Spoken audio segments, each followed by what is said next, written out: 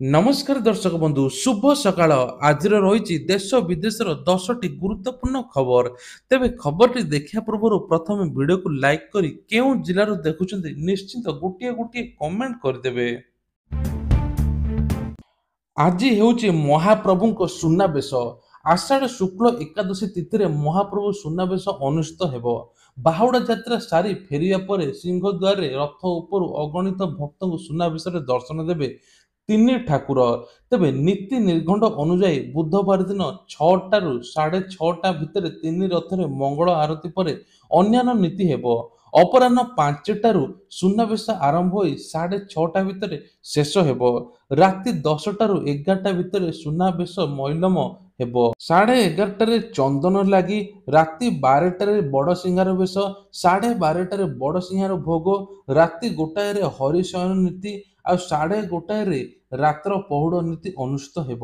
ସୂଚନାଯୋଗ୍ୟ ଯେ ସୁନାବେଶରେ 18 ତାରିଖର ଅଧରପଣା, 19 ତାରିଖ ନୀଳାଦ୍ରି ବିଜେ ମଧ୍ୟ ଅନୁଷ୍ଠିତ ହେବ। 18ରେ ପୁଣି ଖୋଲିବ ରତ୍ନଭଣ୍ଡାର, ସ୍ଥାନାନ୍ତର ହେବ ଅଳଙ୍କାର। ତେବେ ପ୍ରଥମ ବାହାରେ ରତ୍ନଭଣ୍ଡାର ଖୋଲିବା ପରେ ଭିତର ରତ୍ନଭଣ୍ଡାର ଖୋଲାଯିବ।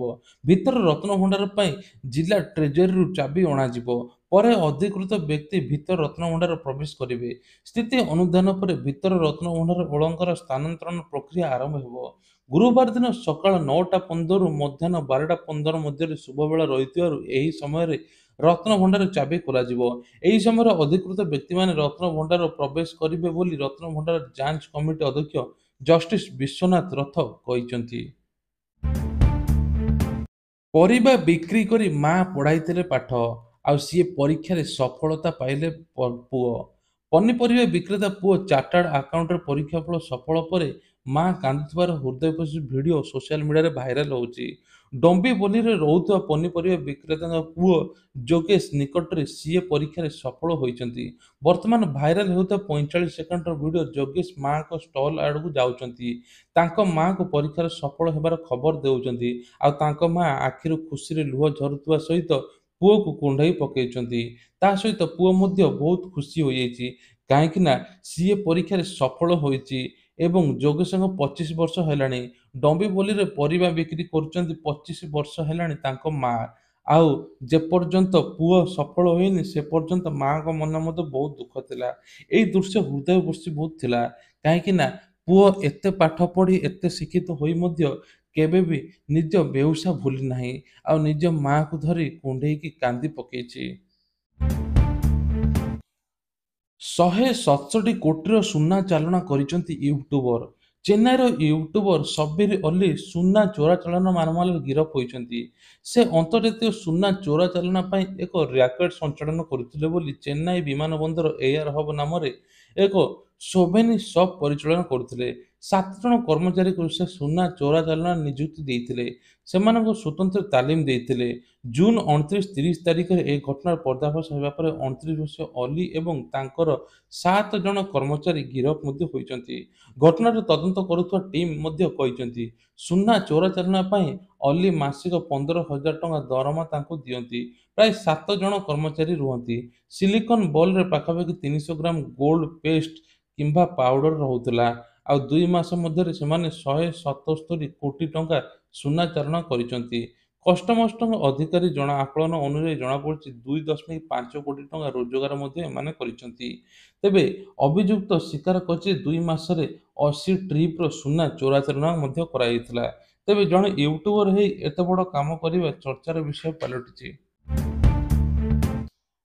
ସେପ୍ଟେମ୍ବର 26ରେ ଜାତିସଂଘ ସାଧାରଣ ସଭା ଅଧିବେଶନକୁ ପ୍ରଧାନମନ୍ତ୍ରୀ ନରେନ୍ଦ୍ର ମୋଦି ସମ୍ବୋଧିତ କରିବେ।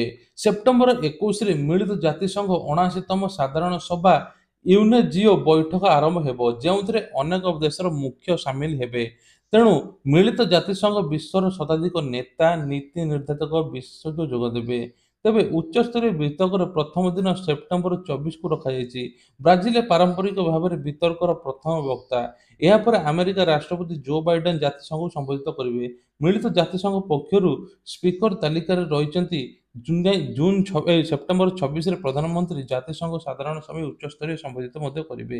ତେଣୁ ଦେଶ ବିଦେଶର ଅର୍ଥନୈତିକ ଏବଂ ଆଗକୁ କ'ଣ ହେବ ସେ ବିଷୟରେ ମଧ୍ୟ ତାଲିକା ରହିବ। ଆଗାମୀ 24 ଘଣ୍ଟାରେ ପ୍ରବଳ ବର୍ଷିବ। ତେବେ କୋରାପୁଟ, ନବରଙ୍ଗପୁର, ମାଲକାନଗିରି ଜିଲ୍ଲାରେ ପ୍ରବଳରୁ ଅତି ପ୍ରବଳ ବର୍ଷା ହେବାର ସମ୍ଭାବନା ରହିଛି।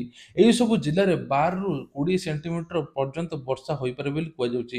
କେନ୍ଦ୍ରୀୟ ବଙ୍ଗୋପସାଗରରେ ସୃଷ୍ଟି ହୋଇଥିବା ଲଘୁଚାପ କ୍ଷେତ୍ରଟି ଦକ୍ଷିଣ ଓଡ଼ିଶା ଉପକୂଳ ଆଡ଼କୁ ପରିବ୍ୟାପ୍ତ ହେବ। ଏହି କ୍ରମଶଃ ଦକ୍ଷିଣ ପଶ୍ଚିମ ଦିଗକୁ ଗତି କରୁଥିବା ପ୍ରଭାବରେ 5 ଦିନରେ ରାଜ୍ୟରେ ପ୍ରବଳ ବର୍ଷା ହେବ। ଲଗାତାର 5 ଦିନ ଧରି ବର୍ଷା ହେବ।